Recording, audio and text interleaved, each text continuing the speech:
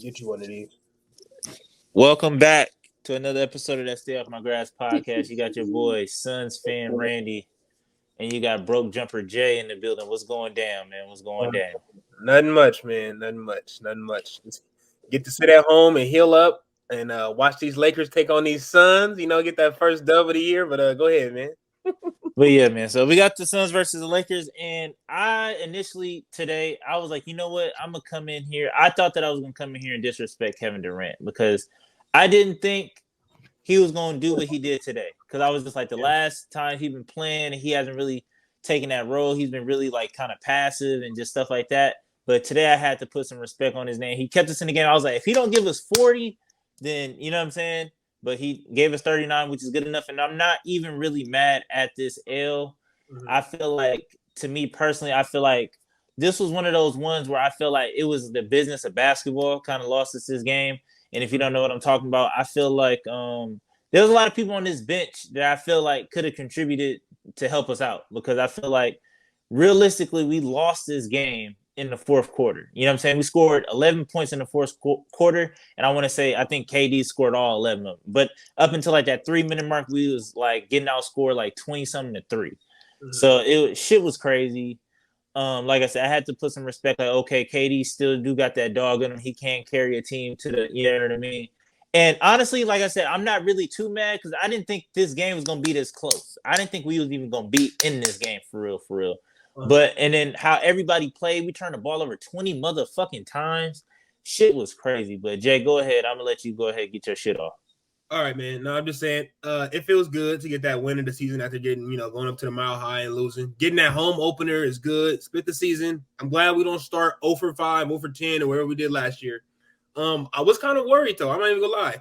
When they kept putting Cam Reddish on KD, and KD was like, "This is money right here." KD was killing Cam Reddish, and I'm glad Darvin Ham finally put somebody else on him and let somebody else play defense. Because if they would have left Cam Reddish in, KD would have probably won y'all the game tonight. But I will say, AD did play outstanding on defense. I don't think nobody else on the Lakers really had any like superlatives. Rui, I'm still expecting Rui to show up. Rui hasn't showed up yet. It's only 2 games in. D'Lo, he did okay tonight. LeBron turned back the clock. Anytime he gets you over 21 in his 21st season, I'm just gonna be okay with that. AD again played well. Christian Wood absolutely played well again too. And I did like how they put him on KD towards the end of the game, just because Cam Reddish was getting bullied. But I'm just like I said, I'm just glad to see the Lakers not start over for the season, split the game. And I will say this too: had y'all had Book and Beal, this game probably wouldn't have been close. And that's kind of very worrisome. The Lakers should have just took care of business early. But the Suns do have some good role players. Okogie played pretty well. I do like Vucevic for you guys, but I don't think he's going to be my bad. I said Vucevic, my bad. Nurk. I like Nurk for you guys, but I don't think he's going to be like the rim protector that Aiden was at least. And I do think that might hurt y'all going down the stretch. And y'all don't have that point guard. Y'all had Eric Gordon bringing up the ball, Eric Gordon handling the ball. I don't think that's going to be a good thing for y'all going forward. I understand Book was out and also Bill was out, but I still think y'all going to need that point guard, even if it's just he played like 10 minutes. And I do think y'all definitely kind of miss Cameron Payne, if I'm going to be honest with you. Hell no. But I mean, I think that Cameron Payne fits more with this team because I feel like with the pace and just like I feel like Cam Payne is best when it's like when everything is chaotic. So he does his work best. But what we got going on in Phoenix right now is that we running this positionless basketball right now. So today is another experiment of it, and we running this positionless, no point guard basketball. And tonight, or like even against Golden State, we turned the ball over crazy. And this is why I said this is why I feel like the business of basketball lost us this game, only because there's no fucking reason why Eric Gordon should have got 30 minutes tonight. Like, there's absolutely no reason why. Like 6 of 16 with 30 minutes, 15 points. Like, dog, he couldn't hit shit. Like Grayson Allen in the same boat. There's no reason why Grayson Allen should have played 35 minutes. Goodwin played good. You know what I'm saying? I feel like Yuta could have been definitely more useful in that. And I feel like when you play, especially when you got KD, I feel like you should throw somebody in there that is familiar with his game and that can play off of him and stuff like that. And Yuta plays with KD great. And I feel like he played, only 15 minutes tonight. And I feel like somebody that I was looking to see if they would even give him a shot was Metu, because I feel like during the preseason, Metu definitely earned a look, but like I said, I feel like the business of basketball lost this game tonight, because like I said, there's absolutely no reason why Eric Gordon should have played 30 minutes, especially the way he was playing. He couldn't grab the ball, wasn't playing no defense. Shit was crazy. It was, like I said, it was this one, but I'm not mad because, like I said, we shouldn't even been in this game. Like, it should have been a blowout. So us being in it, and it's just like, all right, like I got to take away the positives from it. But I will say you guys probably will be doing good when you get everybody back healthy. Like I said, the game should have been that close tonight, especially because y'all's only had KD out there being y'all star player. The Lakers, but I mean, I will say the Lakers were down and they just couldn't.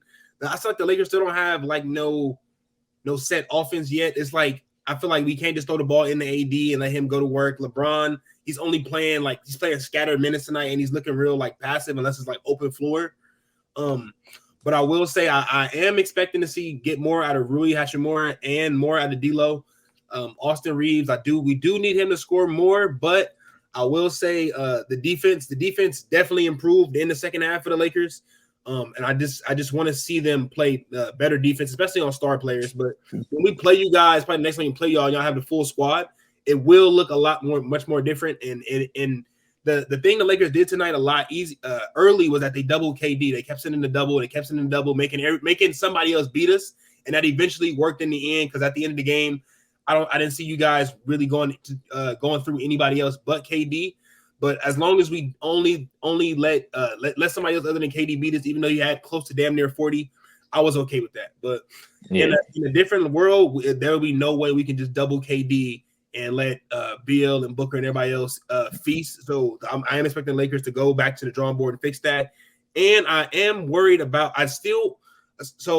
every year we've been doing this. Every year I've been on this podcast, I've been saying AD should be playing the 4.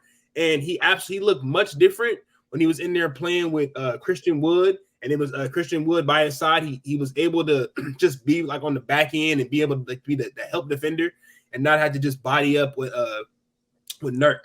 So I am expecting the defense to pick up. I would like to see an actual center out there on the floor with AD, but knowing Coach Ham, it probably won't happen yet. But it's kind of weird because he'll put Jackson Hayes and Christian Wood on the floor at the same time. I'm just waiting to see one of those guys on the floor with AD more often. Yeah. I mean, something I seen tonight, I feel like from the Suns is I feel like Frank Vogel, Kevin Durant, Devin Booker, and Bradley Beal got to do a better job at empowering some of these role players into like actually looking for a shot. I was worried looking for their shot, shooting the ball and stuff like that. Because I feel like I seen a lot of hesitancy, and I seen a lot of like you just said at the end of the game, it was give KD the ball and get the fuck out the way, and that shit was not the way. It's not the way. Like, you're not gonna win very many games like that.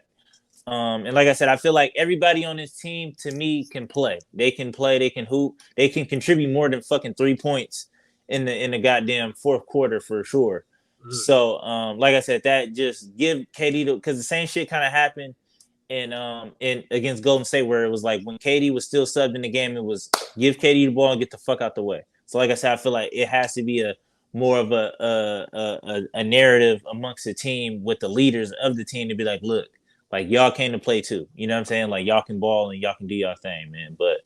But to just spin off of it real quick is I'm not gonna sit up here and lie to you. I was upset seeing that Book was out tonight and Bill was out tonight. I was upset. And like I said, I feel like to me, it's up to Book to kind of like hold and preach like the Suns culture, because we don't want to become that team. We don't want to become the team that niggas is sitting out because little shit and da-da-da-da, blah, blah, blah, blah. I get it. Like, it's October. It's cool. But I feel like the context of it matters. You know what I'm saying? Like, we're playing the Lakers tonight. Like, every Suns fans hate the Lakers. You know what I'm saying? So it's like like, if you didn't want to play against Wemby and all that other shit, like, I get it. Like, that's cool. But, like, today, and I get it, like, you're genuinely hurt. But like I said, I'm just concerned about, like, the actual culture of the team. And, like, I don't want this to become, like, a normal thing and we become that team that everybody shit talk that don't nobody play. You know what I mean? Who I got next? I think we got Wemby, if I'm not mistaken. We got San Antonio.